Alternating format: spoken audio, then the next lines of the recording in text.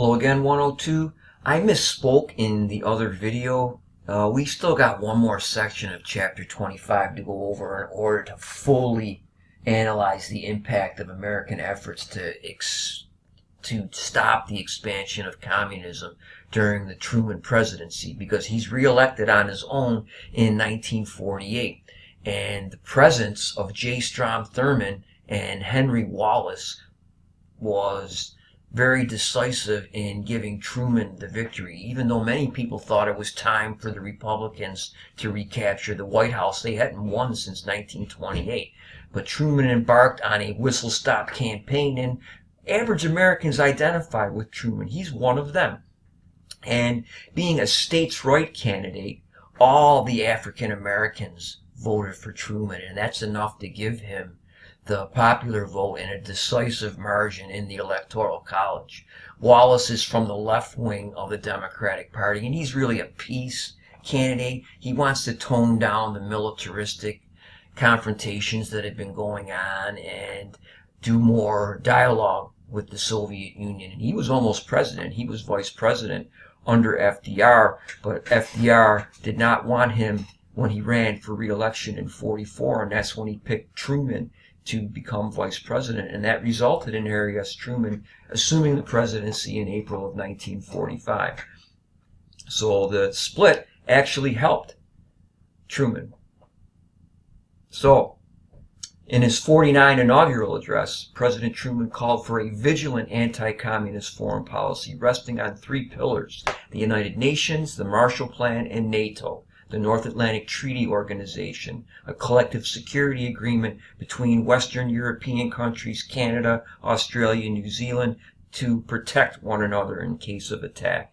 None of those pillars could help resolve the civil war in China, however. The Chinese nationalists, led by Chiang Kai-shek, had been fighting Mao Zedong and the communists since the 1920s. And the communist victory in China in 1949, by the end of 49, will lead to a high criticism of Harry S. Truman for losing China. Mainly the Republicans will accuse Truman of losing China to communism. Again, this is evidence now that the worldwide communist revolution is on the march. And after 1949, the United States continued to recognize the nationalist government on Taiwan as the official government of China, delaying formal relations with Red China, or mainland China, the People's Republic of China, for 30 years. Nixon will open the door, as we'll see in 1972, with ping-pong diplomacy. And that hardline anti-communist Richard Nixon will actually go to Beijing. More on that in the future. And also at this time, the Soviets developed atomic bombs. And people at this time really believed that the bombs were going to be dropping. This is a showroom for a basement bomb fallout shelter that you can buy, equipped with television, library, and exercise bike. Man, how's that TV going to work in the aftermath of nuclear war, ladies and gentlemen? I really want to know that. You can probably still read your books, but good luck on the electronics. But they really thought this was going to happen, and many people started building these things in the 1950s. In January 1950, National Security Council 68, a top-secret policy paper approved by President Truman, outlined this militaristic approach instead of political strategies recommended by Kennan to combat the spread of global communism. Its tone was global and militaristic, and it was written by the hawkish Paul Nitze, and he'll be around in the late 70s as well. He was Kennan's successor as the director of policy planning for the State Department. He claimed the Soviets, driven by their fanatical faith in their destiny to impose their will on the rest of the world, was becoming increasingly reckless in their international behavior, and that they would invade Western Europe by 1954, by which time they would have enough nuclear weapons to destroy the United States. So NSC 68 became the guidebook for future American policy, especially as the United States became involved in an unexpected war in Korea that ignited into open combat the smoldering animosity between East and West, between communism and capitalism. And this all comes about after World War II, when the victorious Allies faced the difficult task of creating a new independent Korean nation. Complicating that effort was the presence of the Soviet troops in northern Korea. They had accepted the surrender of the Japanese forces above the 38th parallel, which divides the Korean peninsula, while the U.S. forces had overseen the Japanese surrender south of that line. The Soviets quickly organized a communist government called the Democratic People's Republic of Korea, or North Korea, in the industrial north, and the Americans countered by helping establish a democratic government in the agricultural and more populous south, the Republic of Korea, or South Korea. And on June the 25th, 1950, with the encouragement of the Soviet Union and Communist China, the Soviet-equipped Northern Korean People's Army, 135,000 strong, invaded the Republic of South Korea and sent the South Korean army reeling in a headlong retreat. Within 3 days of fighting, the North Korean army had captured Seoul, the South Korean capital. And President Truman then made a critical decision. Without consulting the Joint Chiefs or Congress, Truman decided to wage war through the backing of the United Nations rather than seeking a declaration of war from Congress. In an emergency meeting of the UN Security Council in New York City in late June 1950, censured the North Korean breach of the peace. And by sheer coincidence, the Soviet delegate who held a veto power that would have stopped this declaration, they're boycotting the council because Chinese communists are not in that seat. The nationalists are still there.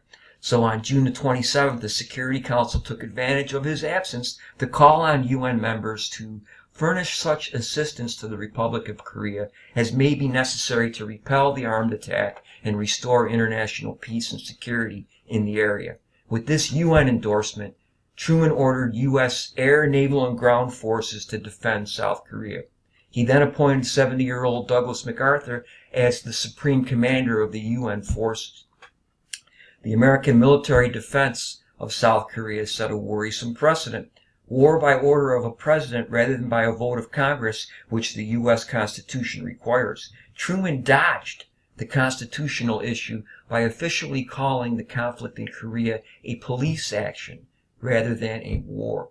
And for the first 3 months, the fighting went very badly for the Republic of Korea and the UN forces. And by September of 1950, we'll look at a map in a moment, the decimated South Korean troops were barely hanging on to the southeast corner of the Korean peninsula. And then, in a brilliant maneuver on September 15th, General MacArthur staged a surprise amphibious landing behind North Korean lines at Incheon, the port city for Seoul. The tides were in, and they were able to land easily on the beach. And then the troops drove a wedge through the North Korean army, and only a quarter of the North Koreans, some 25,000 soldiers, managed to flee across the border.